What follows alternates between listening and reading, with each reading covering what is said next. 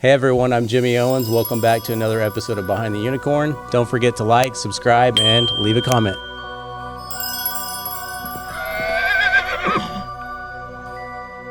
Okay, we're excited to have this guest today. You come from California, right? Yes, I'm born and raised in California. Not there at the moment. I'm right now in Asheville, North Carolina. But yes, California girl is me. Awesome. That's where my best buddy from high school lives at. Same town.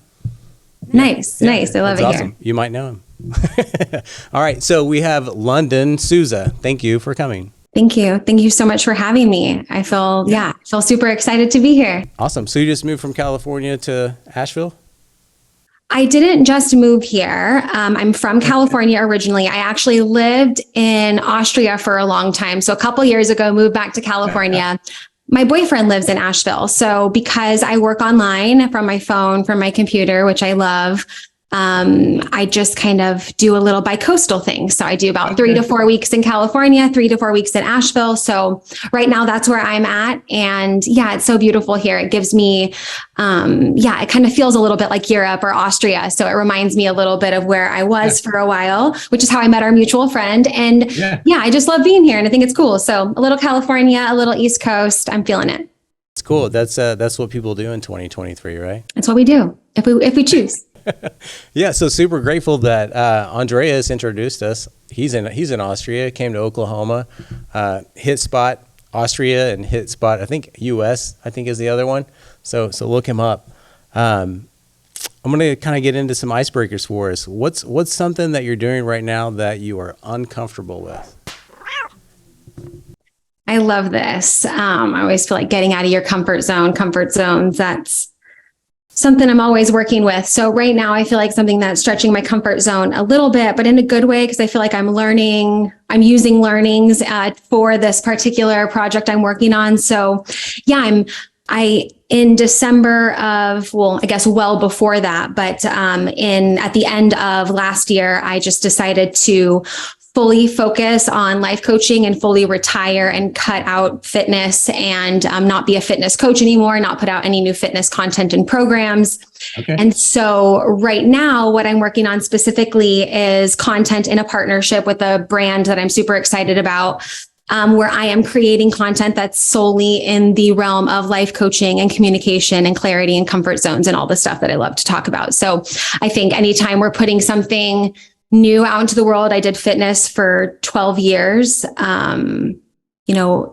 of those years, full force professionally doing all the things. And so I think you don't ever become numb to it. You just become like good at it. And that's what you do. And so now I feel like, okay, I'm doing something new. It feels very fragile and fresh.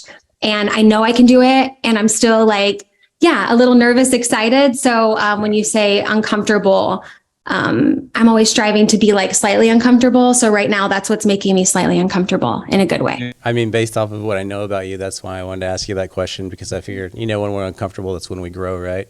Yes, absolutely. I feel like we have to create that for ourselves, or at least when it comes to us, decide we're going to make something more out of it. So I think anytime I'm a little uncomfortable, it's usually pretty good. Yeah. Unless it's time to sleep. It's time to sleep, get comfortable, go to bed. Go to bed. Yeah, if you're like uncomfortable because you're like exhausted, that's a whole different story. But I think, you know what we mean, like mindset or just like, business, growth. I think all of that. We need to be a little uncomfortable. No, you're good. You may have answered my question already, but the next one was, what kind of a person is your favorite kind of person to help? Because I thought you were still in fitness. I thought you were still in supplements. I thought you were still, you had life coaching. So which one's your favorite person? Okay, so my favorite person to help is someone who wants help, right? I think that's most important. Someone who really wants that that coaching, that input. They want to have that perspective shift. They want to have more awareness. I always say it's hard to see the water when you're the fish, right? And there's some people when like you stir the pot, they become uncomfortable and defensive. And there's some people who go out and like purposely stir their own pots and seek out coaching and seek out accountability and like want to do the hard thing because they're like, shit, if I can create it for myself, I'm going to go out in the world and do that even better. So people that have the awareness of that are open to that have done the fitness thing in the way that I also have. So like have grown with me in the sense, and I have a lot of clients who've been with me in that way, but like have worked out, feel good, work out in fitness, but it's like very clear to them that is not the only thing. That's not the only tool that's going to allow me to feel fulfilled and bring my uniqueness to the world. And so people who have the awareness of that, I had a lot of people coming to me like, can you fix this? Can you fix this? And I one time had a conversation with this woman, and she's wonderful. And she's like, it sounds like you want to help people with the inner muffin top, but people are coming to you with the external muffin top. And she's like this wise, witchy woman who I love.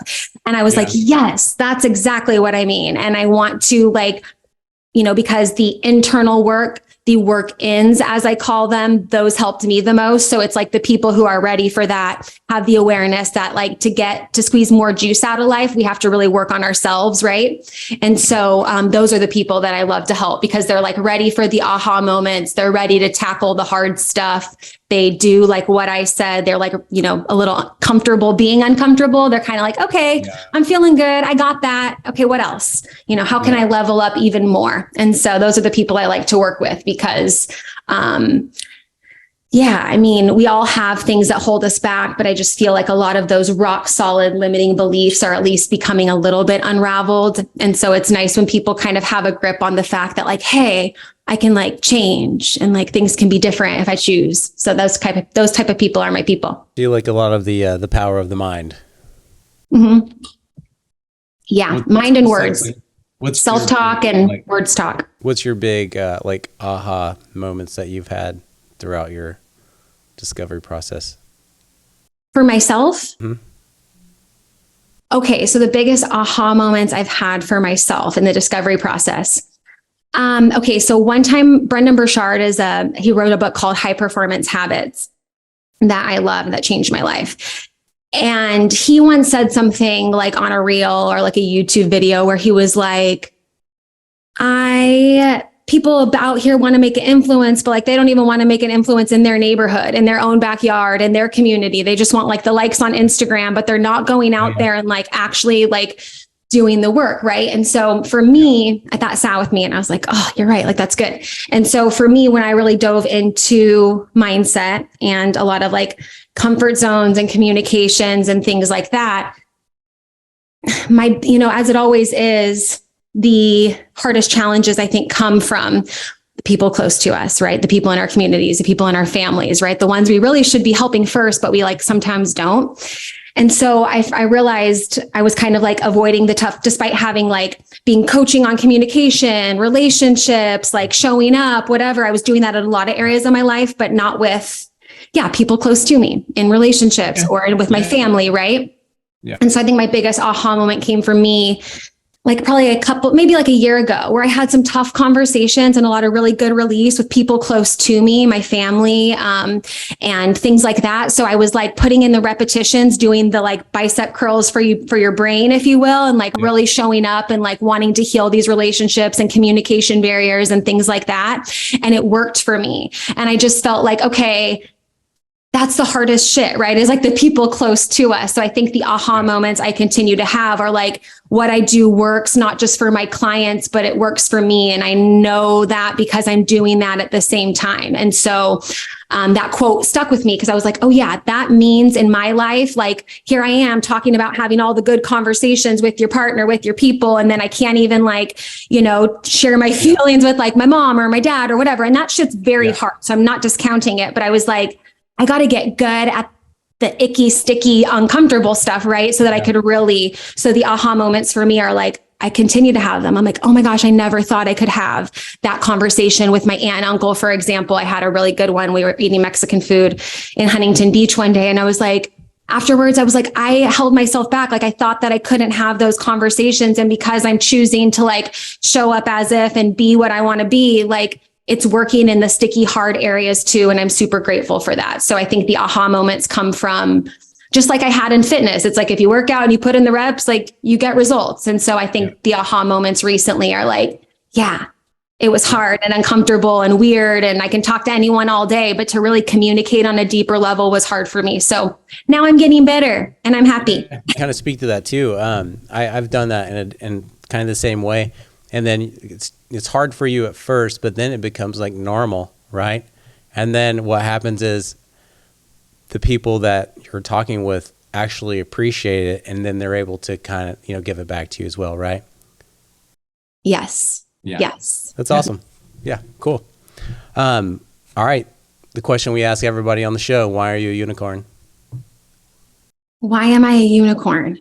Well, you know what's funny is the word unicorn, or like the identity of a unicorn, I should say, really resonates with me, because when I first started this like holistic healing journey on my own, when I I had some hormonal issues and I was really learning just about like, I started my fitness career really in like a more fitness, bodybuilding, fitness competition, never did one, but trained like I was doing one type of way. And a lot of the supplements and the practices of that can be actually not healthy. So more of a holistic kind of fitness approach for me was where I was going. And so I started with this coach, and she called everybody unicorns. She'd be like, we're unicorns. We do the unicorn warrior cleanse. And I think she still has it running, and she's just wonderful. And like, she always would say like, be a unicorn in a herd of horses or something like that. So like the one that has the courage to stand out and show up and like, question and ask why and stir the pot a little bit and look a little bit different or whatever, and whatever that might be.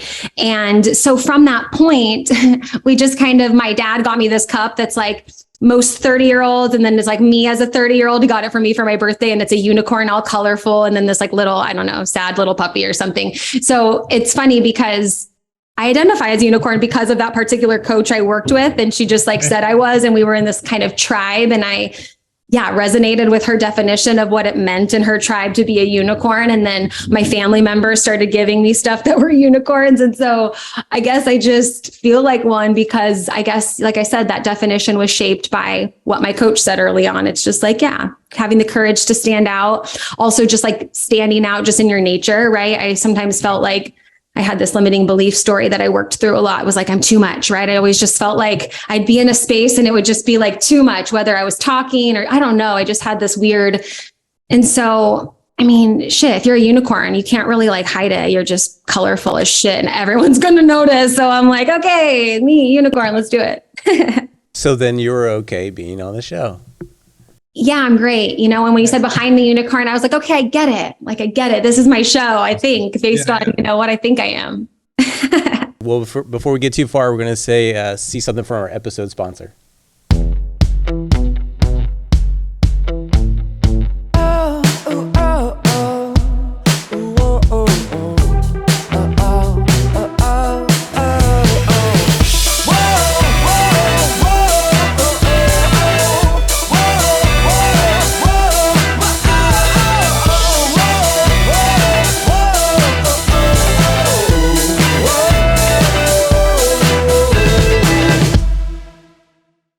Well, thank you to our episode sponsor. I love watching that commercial. All right, it's ours. What business hack do you have for our audience? Business hack. What business hack do I have for our audience? Gosh, I feel like hack means... Maybe I should tell them what you actually do first, because we haven't even told them, right? Okay, go for it. Yeah. Coach and podcast host. Yeah. All right. Business hacks. Yeah. Business hacks. So I think that business hack. Okay. So I think something that's just so important that I've learned from everything that I've done that's led up to now doing life coaching and podcasting, which is online business, right? And I worked in tech for a long time too, which gave me a lot of these important skills to have. Is the hack would be just like be data driven in your consistency, like be consistently tracking what's up and what's going on, and like consistently try to optimize. And so I think people think consistent, and I think sometimes consistent is just showing up and doing what you think the next best step is, because shit can get crazy and things can be hard and whatever. But I think to be able to just like, stay focused, like whether your, email list is 10 or 10,000, like it's really important to know what people are doing and to be able to provide value to who you're providing value to. And so I think the hack is, be consistent, but don't like not have an aim, if that makes sense. So like know what you're working towards in that consistency, because if not, you like forget when to celebrate and you don't really know like what your aim is. And so I think that's the biggest hack. And people, often ask me, that like, how do you do that? I'm like, yeah, you just pay attention and see what works and rinse and repeat and just like keep doing the thing. And of course there's more to that, but I think the biggest hack is like in your consistency, like make it mean something or like go after something. Does that make sense? Yeah. So don't mess up the ready, aim, fire process, right? Don't fire, ready, aim. Yeah. It's like, yeah, I just think people struggle with the consistency because they're just like doing, I don't know. So I think, there's so much that goes into that, but that's what came to mind. A lot of people are just doing a bunch of stuff to see if it works, but not really with the end goal in mind. Yeah. And I think sometimes the important thing is just like doing something each day. Cause some people get like, like frozen and stuff like that. But when you said business hack, I was like consistency, but that's not really what I mean. So I'm like, yeah, like get like your brain and the numbers and the data involved in like what you're actually doing consistently. Yeah. All right. What about a life hack? Life hack? Walk. Yeah. Walk. All right. Walk. Don't run. Walk. Like, you can run if you want to, but most people I talk to, I worked for a running app for years. And I was just talking to a friend this morning. We have a similar story. We're like, I used to run all the time. Now I just really enjoy walking. I think walking is great for exercise, just for like meditation. I think it's like, we don't really move enough. And I think walking is a great way just to like kind of get out in the elements and just like breathe the fresh air. And I just feel like when in doubt, walk is a lot of what's going on as of late. And I get some good ideas when I walk. And so. Yeah, you take that break, right? Yeah, I agree with you on that. I like to mountain bike if I can. So, yeah. Yeah, cool. Anyway, we just kind of get moving. I think is helpful. Yeah, I agree with you. All right. So life coach and podcast host. I may have looked you up online before we've met, right? Of course I did. You have like a really strong personal brand. Your website looks great. The content that you're making is, I think, amazing. It looks like you have a podcast with about 137 episodes as of today. You have a YouTube channel. You're everyone that's following you, you're like, 5,000 subscribers. I think one of them's almost up to 20,000 subscribers. Is it easy to get to that point? How'd you get to this point? Yeah. Great question. Is it easy? Go for a walk right now instead of answering this question. No. Actually, gosh, no, it's not easy. That's a fast answer. Like, no, it's not. Especially because when you, like you said, you're like, that fitness thing is still very present for you. And actually the thing that's stretching my comfort zone is getting me to make this like imprint or indent that if you Google me or look, it's not just the fitness part. It's really the mindset, the life coaching, the communication, a lot of the stuff that I think missing and out there. And so I think it's not easy to put yourself out there. Number one, I also think it's not easy to pivot when you know that it's time. And it's like, hey, this shit I shouldn't say the shit I'm putting out there. It wasn't shit. It isn't shit. But it's like, I don't want to do this.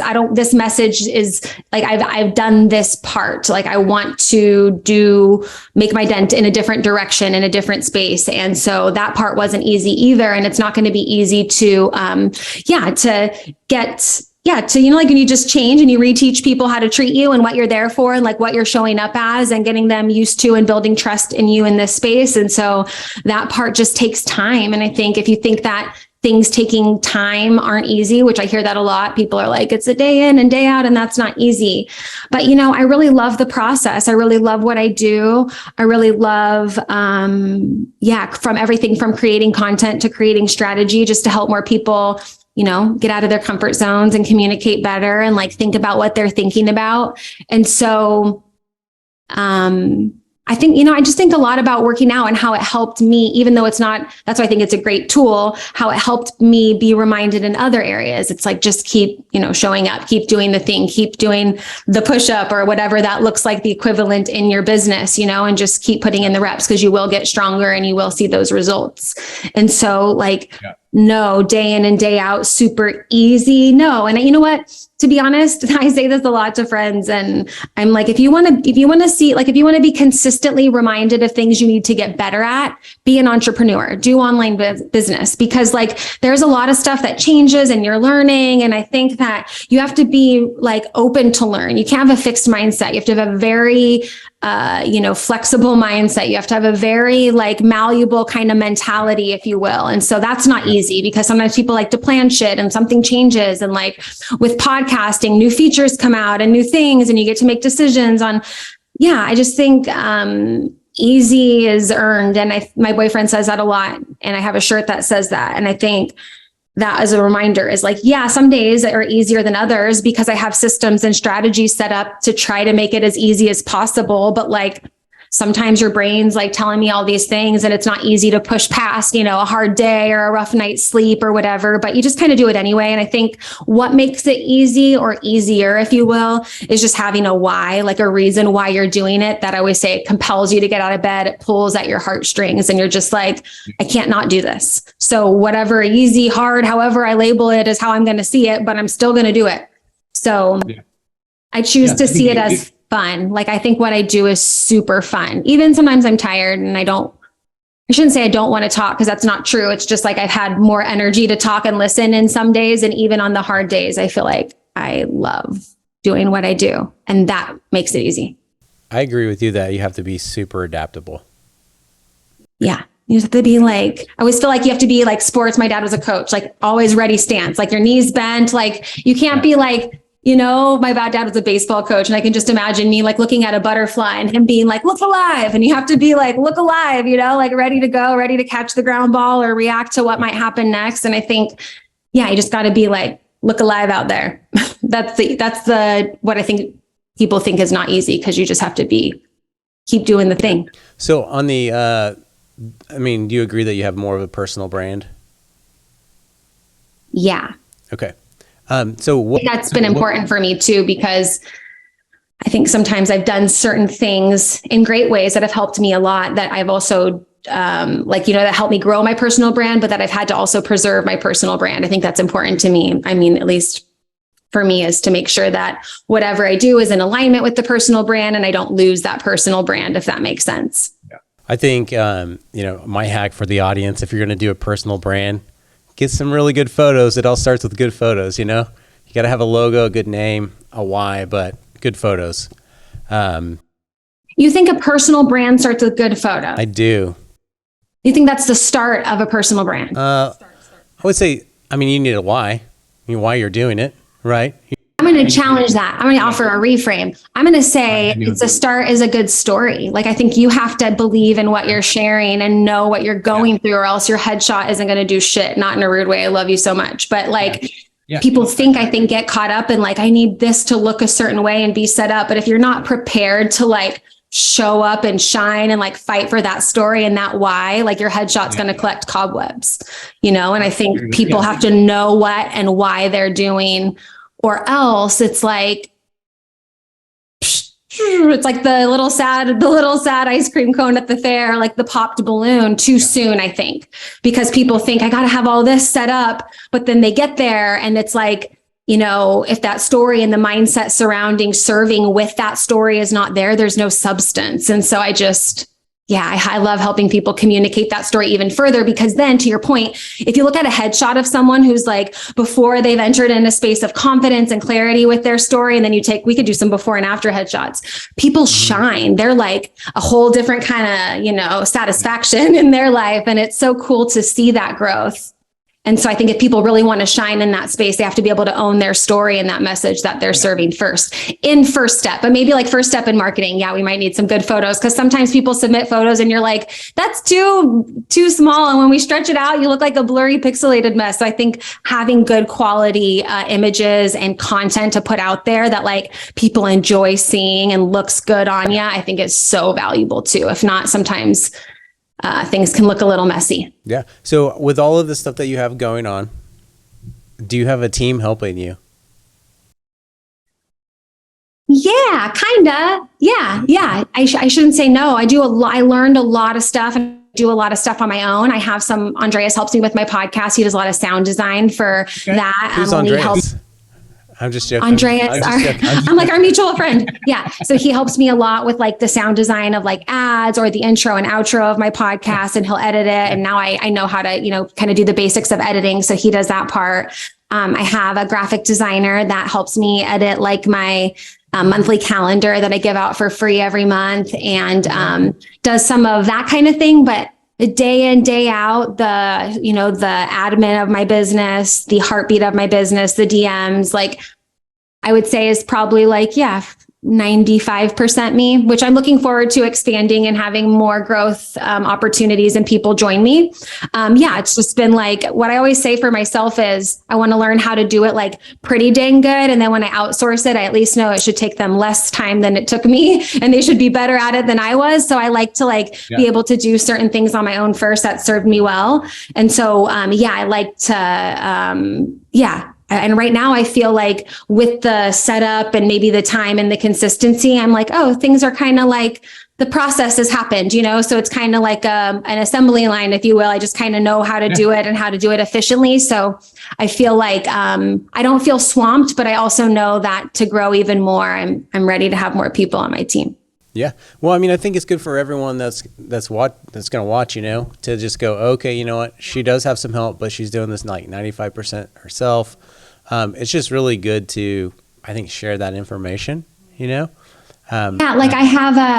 hire a photographer every quarter, and I do like a bunch of good professional photos to have for like the season, what I might be talking about promotional wise. So I would totally consider that person a part of my team. The strategy. It sounds like you do the strategy. Thinking it. Yeah, I do the strategy. Exactly. And then it's like, if I'm do I need someone to help with execute the strategy, or what can I do on my own? But all my email marketing, and I use Active Campaign, which I love. So I do all that for all my contact management and my email marketing and analytics and all my data-driven consistency that I mentioned and things like that. So I love that tool, which it helps a lot when you kind of do the groundwork first. So, does that answer your question too? I mean, I'm trying to think of other ways to give people more information, but I just pretty much do a lot. And then one more question for you. So, how long have you been doing this? That's another question. Okay. So I started my first fitness blog when I was 17. And I started writing for a local newspaper, which was called Life Like London, which is where I got my column when I was 21. And so from there, I started working for a startup called Runtastic, which is what took me to Austria, all the things. So 17, I'm 34 now, 17 years. Okay. Nice. Yeah, I was just curious. I didn't think it's also good for people to know. Yeah, 17 years of like, what were we using then? MySpace, Tumblr, Facebook, then Instagram, right? YouTube. Like I just was like, whatever came out next, I was like, where's the message going? And I just kept being really consistent, but I didn't always do all the things all the time. So right now it's like Instagram and my podcast. That's like my focus, right? And I think that's also to the point of expanding and growing your team and things like that, of having more people to help you be more present in different places. But 17 years of sharing Life Like London, literally. What's your favorite platform? My favorite. Okay. I'm going to say Instagram. And I feel like favorite for me. You have the most followers? Well, yeah. And it's all, yes.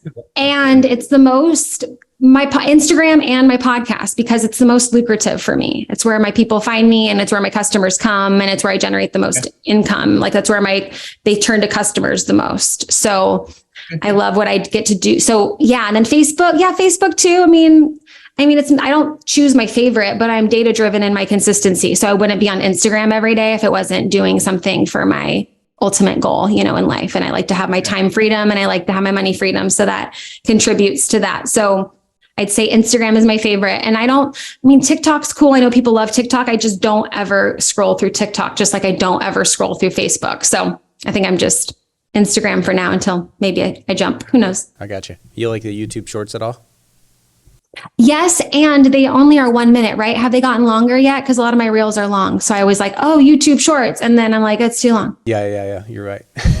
But, it's just more of like, it totally is like just getting better at adding on the tails, like habit stacking more of like, okay, once you do all that for your podcast, don't forget one YouTube short, right? And if I do that for myself. It's just a matter of 30 extra seconds at the tail end of what I'm already doing. But you reminding me of that is just like, oh yeah, I did it. And then I was stopped by the block of, mine was 90 seconds. I could upload it as a regular video. Like I should just do it. Right. So it's just like one of those things where you're like, oh yeah, just kind of, as a reminder. And I think what helps be consistent and easy is just, one thing at a time, right? Right now, I feel like, oh yeah, thanks for the feedback. Like I should totally do that. I have the time. I just kind of like forgot that should be an option. So I think we don't have to do everything overnight either in order to like be successful or like generate an income, or most importantly, like make an impact. Sometimes we're just like on our Facebook or Instagram and people are seeing and then, getting some value. Why did you name your podcast Self-Love and Sweat? Well, mainly because I thought it was a cute, cheeky way and it sounded good. And it was a good way of describing short and quick in a title of what I really believed. Like it didn't just take a workout to get what you wanted. You can't fix the inside by working on the outside, which I found from years of doing workouts and fitness and all the things. And so I was like, it's self-love and sweat. It's not just about the workouts. It's about like what you're telling yourself, how you're talking to yourself, how you're treating yourself, boundaries, all the things. And I wanted to create a space that wasn't only about fitness. I was like, I don't want to just talk about fitness. I don't want to call it like, I don't know, fitness with Lunden or sweat or something. I was like, I want it to, I don't know, have growth potential, or I want to talk about other things, have room to kind of move around. And I think, maybe some people would argue there's more things to add into the puzzle besides just self-love and sweat in order to feel fulfilled. But I think it's just kind of what I say, workouts and work-ins. So it's kind of like the yin and the yang, the self-love and the sweat, right? Like the work we do to connect with ourselves and then just to like sweat it out too. So it's my, just kind of represents that for me. And it has like the little self-love, sweat, 2 S's. My last name's Souza. It just worked. I have to ask, so what's your daily like routine or your daily life look like? You have all the social media that you're pushing, right? Or you're creating and you're making strategies. You have a podcast. You're traveling from, Asheville, North Carolina to California. Like what's your day-to-day kind of look like? My day-to-day, well, I always wake up and I have coffee and I get moving and I have some sort of like meditation or like intention setting for the day. And then like daily, what I'm actually doing is different, right? Whether I'm talking to you or recording podcasts. Today, I had some client calls in the morning. I had someone on my podcast. Now I'm on your podcast, right? So if like something like that's going to happen, then I set up my day, right, to be on camera. I have my thing. I'm in front of the light where I want to be. I have my water. Like I know kind of what that's going to be like. So I kind of, check in the morning and just be like, okay, what's my setup? How, ready do I need to be, or what does ready look like for today? And then to be honest, I kind of have days where like I try to make it like client days, or like Wednesday, I don't take any calls. I just try to either catch up on certain things, which has been very successful, right? Sometimes we say, hey, I do this, but it doesn't really work. The Wednesday off day to just like have my little morning spa day moment for myself and then catch up on any admin stuff has served me very well to keep me motivated. So that really works for me on a Wednesday. Tuesdays and Thursdays, I usually will do podcasts and things like that. Mondays and Thursdays, I have clients. Usually weekends, I will do work for like, any back end stuff. Like I'm always just kind of like on in a way that feels very congruent. It doesn't feel very, too much, so I'm always just kind of like in flow. I'm always kind of in that active stance, if you will. So always kind of looking for ways to just like clean things up, check in with people if I need to. But to be honest, I say this like because it's taken a lot of time and work and energy and effort, and also like reprogramming, to be honest. Like I take a lot of downtime for myself. I think I work a lot less hours than maybe people would think. I spend a lot more time on like strategy and even connection with others. I find that to be so much more energizing for my soul and for like the process and like what actually gets done, or who you might meet, or how things might work out. Yeah. And so I think that, has been great because I've maxed myself out in work hours before. And I feel like when you have the data-driven consistency and you kind of know your message, or you really know your message, I should say, and you know that story, and you can kind of really get shit done faster than we oftentimes think. And so I really work towards this, like earn your easy, if you will, so that I can have days where sometimes I'm talking a lot, and then I have, usually 3 or 4 days where I'm not, or maybe 2 or 3 days where I'm not. So I like that kind of schedule. It's kind of like high intensity interval training, but in living, if you will, where I'm like, go, go, go. And then, okay, nothing. I'm just going to walk and like chill and enjoy and whatever. So I kind of like that flow too. So I kind of I like the deadlines. I like knowing where my energy can be like, what do you call it? Like sustained, if you will. Like I like to know. I like to know. Yeah, exactly. Like to know, okay, hey, between now and then, this is what needs to get done. So that way I can like delegate how excited I get or energy I put into it and make sure that that's like level and clear. So I don't like to just like go forth like I've done before, right? I know what this feels like. Maybe somebody listening does, but where you're like chicken with the head cut off, like I'm just going to do all the things, I don't really try to do that anymore. I try to be a bit more specific. Yeah, you have to be, I think my energy a bit more. Yeah. The older I've gotten and the longer we've been in business, the more intentional I have to be, right? Because if not, it's going to catch up with you and you'll miss the ship, right? The ship will just sail off without you. You're like, well, you weren't working on it, right?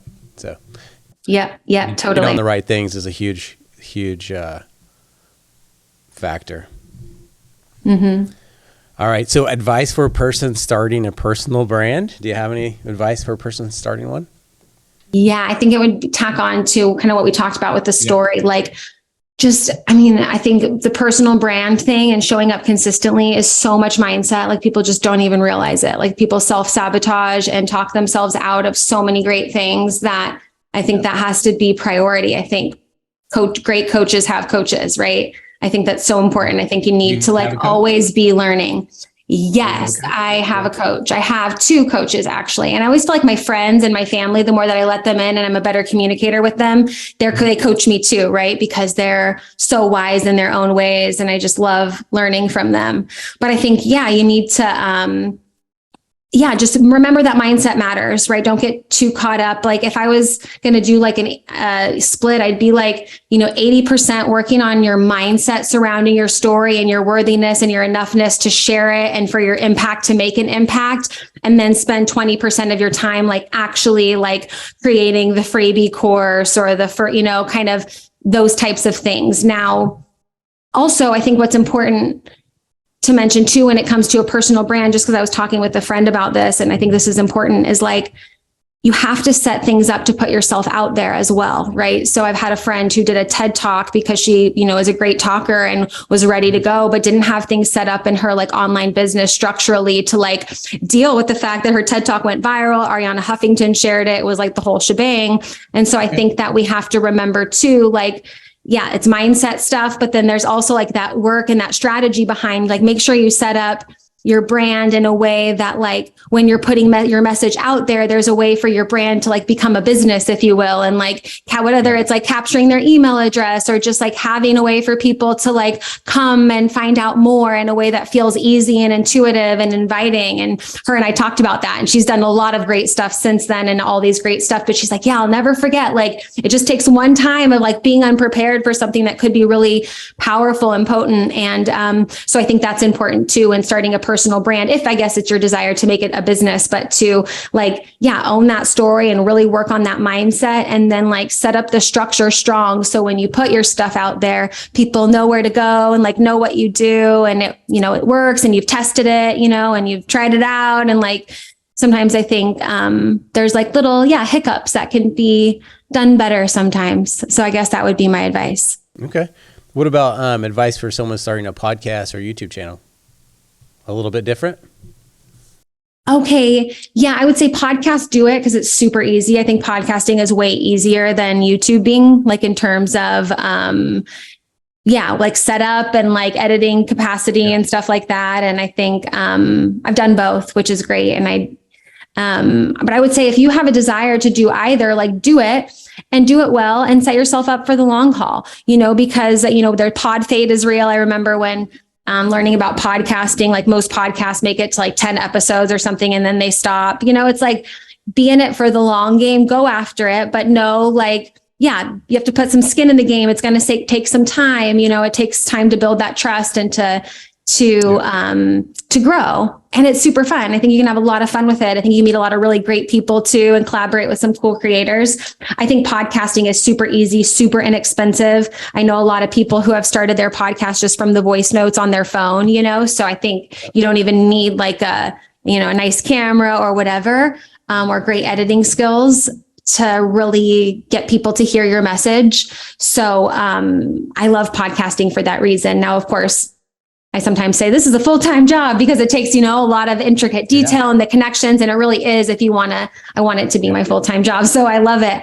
But I think like the entry level to a good podcast and to like be able to put it out there, and even like what I use is Buzzsprout, and they have like a mastering feature. So for a while, that's, I worked with Andreas a lot because he would master the audio. Well, now you can just take it and put your intro, outro, boom, put it in there, and it'll like set it all up and master not to say that people's expertise and skills are not needed, but it's not a limitation for why someone shouldn't start. And I think sometimes people can get intimidated by that. So it's a really important factor. Yeah. Podcasting's easy. Yeah, for sure. So yeah, go on, do it, create, put some stuff out there. I feel like, I don't know, why not? why not? That's what I think. Well, and then when you do, be sure to leave a comment on this video and tell us that you did, and we'll go check it out.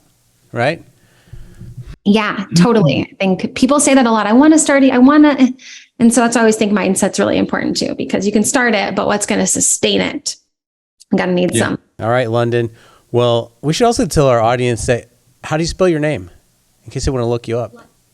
Lunden, Lunden. All right, there you go. Look in the notes. It'll be there. All right. Let's see. Advice for making social content. Since you make so much content, I know you have a lot of good advice for people. Advice for making social content. Yeah. I think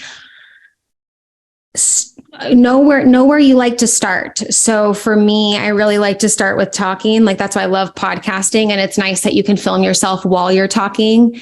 And I think once you find your start point, like some people like to start just by writing, or some people, maybe want to do podcast or video. And then from there, reuse everything, cut it up into smaller pieces, listen to what you say and make a quote, listen to what you say and make a reel expanding a little bit on what you say, what you said. I like that. Yeah. What you said. Yeah. And I think that you don't always have to reinvent the wheel every single day. And I think that you also don't but people don't see every piece of content that you put out there. And even if they did, it's going to take them time for them to like build that trust and build that rapport. So like, just because you talked about it once, talk about it again in like 3 or 4 days. And then look at your post from 5 or 6 months ago. And if one did really well, like repost it or do something similar, like, whatever, like remake it, do the same thing again. Know kind of what works. And I think that's important too, because if not, you feel like, oh, I'm creating for my Instagram and then I'm creating for my Facebook. So for me, I start with podcasting. Like I do my podcast, then I cut that up into reels that goes on Instagram. Now I need to also add to my list, YouTube shorts, like that goes places, right? From there, I listen to it. I make quote graphics and different things that I use for my Instagram, or I'll use as inspo for like a newsletter. I'll be like, hey, this is what I said in one of my podcasts, and I'll talk about it and elaborate a little bit more. I'll just use squeeze as much juice out as I can, right? So that way it doesn't feel like I'm always creating something new. I'll put it on my blog. I'll share that blog on Facebook. Sometimes I'll get around to sharing that on LinkedIn. So it's like, how can you make there's like the meme or something on Instagram where it's like all these martini glasses or whatever, like stacked on top of each other, and it pours on the top one and then all the others get like poured into. It's like this cool visual of this tree where you pour into one and they all get trickled in. And I think that's kind of the best move, is to be like, okay, I don't want to create every single day, all day. I mean, some days I feel like it, right? Like some days I'm just like, oh, I'm just going to like frolic and make reels. And that's a day in the life some days, which I love that I can do that sometimes. But it's like, sometimes you're just like, oh yeah, I have this video that I made. I can cut 3 or 4 short clips out of it. That'll take me, through this week. Okay, there's a few things I like that I want to share. And I think too, what has also helped me a lot is just like really like knowing who my audience is and like talking to them in the DMs and having the conversations and like being inquisitive and actually listening. And like, so then I'm not making like, it's not like you're throwing rocks at like an empty pond. It's like people are like, yeah, I want more of that. Okay, cool. Let me do that. You know, did you like that? Okay, cool. Yeah. Let me, you know, be a little bit more like in connection, in communication, if you will. So that helps too. But yeah, start with where you know, you're like, start where you're a good starter, right? Whether it's writing, whether it's talking on video, doing your podcast, whatever, and let that be the top one that helps you, you know, put stuff everywhere. It's just a matter of like planning and cropping and know where you're putting and placing. And so that helps a lot. Another question for you. So, you know, you're talking about kind of like the mindset, you know, working out, maybe even eating better. I'm not sure. I can't remember. Maybe you said that. I want to make that up and say that you did. But then, you know, on social media, whenever I'm on social media, I'm the guy that does like 5 swipes and I'm done. Right. Okay. And I'm just like, ugh. I feel worse when I get off of an account. Do you ever feel that way? I think that boundaries surrounding scrolling and awareness surrounding scrolling is so important. I think that we, and I myself included, sometimes have to remember that like we have an unfollow button. So if we don't like what we see on our feed, and I'm guilty of that too, where I'd like scroll through and I'd feel some type of way. And then I'd be like, well, why are you even following that person? Like, even if it's my own issue to deal with inadequacy, because I saw this, right? I'm always like an ownership person of like, why is this making me feel this way? Right. But go ahead, I don't have to follow that person in the process of figuring it out. Like, I don't have to be reminded of my trigger while I'm trying to deal with my trigger. You know, I can like, you know, move on. So I think, yes, that's important. I have a lot of boundaries surrounding my phone. Like, I have to really make sure that I set like time frames and boundaries for my scrolling. Or like, even though I ignore them most of the time, I set like app timers, you know, mainly just to know for myself, like, okay, I've been on for this long. Okay, I'll ignore it a few times and do a few extra things that I need. But the comparison trap is real. And I think people have to remember, like, you know, no matter as real as we want to be on social media, I think people still just like share like what's like valuable and cool and good, and like not all the things all the time. So you have to remember there's like another part, not the person, if you will. So it's like you can very easily be like, oh, this person's here doing this and this, but you don't see every step along the way. So I think we all have to remind ourselves of that. And I think, you know, I've had to clean up shop a lot. And you know what? That's why I love my Self Love and Sweat Instagram account, because it's like smaller and it's for my podcast. And I just follow people that like, quite frankly, are like my closest friends. And like, it's not like a bunch of people, not in a rude way, but that I met through connections of this. It's just like people that I like really adore. And so I'm like, I go on there a lot, and then I scroll through there and I'm like, okay, it's like my mom, my cousin, my great aunt, you know, my friends that I've met or connected with. So like a digital newspaper about your friends, right? Yeah. I just try to be a little bit more selective there too. So yeah, that happens. And I think, I mean, there's a whole generation that I think that's kind of the reality of their whole life, you know, in a way that we didn't get to experience because it came out at a different time. And I think if you're always bombarded with that, I don't know what that's like. But my niece is 4. I don't have kids, but my niece is 4. And I just think about that a lot. I'm like, yeah, that's something we really need to like think about, of like what is actually real and like how to manage feelings surrounding scrolling on social media. Yeah. What's the hardest thing about running your business? The hardest thing, managing your mindset. And I think not buying into some of the limiting beliefs or false truths false truths, right? False truths you might be saying about yourself, of just like, oh, I suck, or this isn't good enough, or I don't want to do that, or I'll just do that later. Like, I consider those limiting beliefs too, because anything that's, you know, getting me to procrastinate what I know is my purpose, you know, it's just like, sometimes I feel like, you know, those are like the little internal bosses or internal, like, you know, like the boss on, you know, you do a video game and at the end you have to like fight off these like little like things to get to the next level. I think a lot of those are just really like our dialogue and mindset and things we might tell ourselves and whatever. And I think that is, what was your original question again? What's the hardest thing about running your business? hardest thing about running the business. Yeah. So regarding running the business, it's just like, I don't know. And sometimes things work and don't work. And you have to be like, oh, nobody signed up or whatever, like there's certain things you have to go through where it's just like, and what are you making it mean about yourself? Are you going to pout or are you going to do it better? And you're going to look at the numbers and you're going to make it better. And you're going to ask and you're going to I don't know. I think that's the resilience, I think, and doing and getting that in flow is you're a unicorn because of your resilience. Ooh, I'll take it. There you go. What actions do you want our viewers today to take? Like, do you want them to follow you, or you want them to subscribe to your podcast? Oh yeah, we're gonna have it all in. I'm like, what are you gonna do right now in this moment? I'm like, 10 squats. Here we go. Yeah. I think, for sure. Listen to my podcast, Self-Love and Sweat, the podcast, and give us an honest review. Listen to a couple episodes. Let us know what you think. I always like to know feedback. And as you know, with podcasting, you just know download numbers or whatever. You don't know who the people are, what they might think. So I think reviews are great ways to connect and just know what you guys are thinking. So that's great. Available everywhere you listen to podcasts. And then pretty much everywhere, Instagram, Facebook, all the things. I'm Lifelike Lunden, Lifefelike, Lunden, Lunden. I spelled it a little different than the city, but it's pronounced like the city.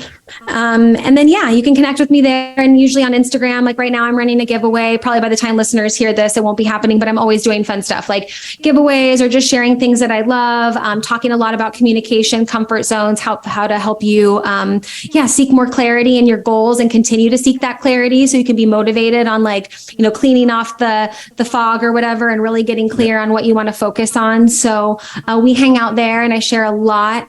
I also love to travel. So I share that too, because I think, the beauty about online business and running a business and doing it kind of the way that you choose is I've chosen to do that wherever I want to be. So whether I'm in California or Asheville, or I was in Costa Rica for a month, and then we did Sedona and did this trip kind of in the desert. And I like being able to, I'm glad that I've been able to work through some things to be able to structure my life this way. So I'm super excited about that. So if you like to travel or you're interested in working on the go or being an on the go entrepreneur, I love to talk about that stuff too. Even my favorite suitcase or whatever, I'm always sharing that. Because I think packing and being on the go is fun too. So Life Like Lunden on social media, especially Instagram. And then Self-Love and Sweat, the podcast is where I upload every Friday. Well, and then one more, your website. Right. So your website. You have the lifelikelunden.com. Yeah. You have the life coaching on there. And then I also read on your website that you don't actually accept everybody. I think you have to fill out a form and then you guys have to meet. Right. So yes. Act like you really, really need help. I'm just joking. No, I just do the application process. Cause like I said, I just think, there's certain, I think there's certain things that I want to make sure are clear because I can't help everybody. I'd like to make sure I can help people. So I want to ask clarifying questions ahead of time.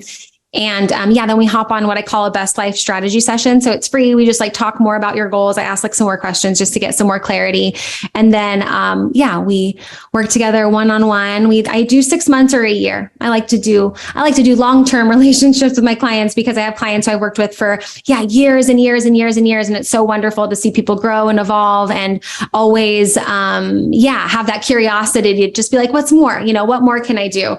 So, that's what it looks like, lifelikelunden.com. And you can get some free stuff on there too. I have a free calendar. I have a free breathwork challenge that you can do too. So you can get some free stuff too to see if you like me first. Well, to everyone watching, don't forget to subscribe, leave a comment, tell us what you're up to, tell us your business. We definitely want to go check out if you guys are, starting a podcast or any social media accounts or a YouTube channel, put those on there.